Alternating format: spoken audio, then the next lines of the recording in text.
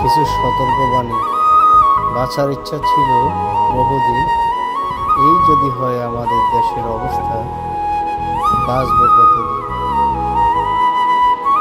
রোডঘাট যাইতেই ধুলাবালু কালো ধোঁয়ায় ফুসফুস হয়ে গেছে নষ্ট। জানি না দেশে বেঁচে থাকবো কতদিন।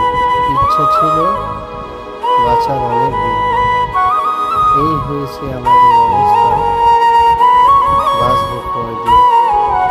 চারিদিকে ধুলা আর ধোঁয়ায় ভরা জীবন, বাঁচবো কিভাবে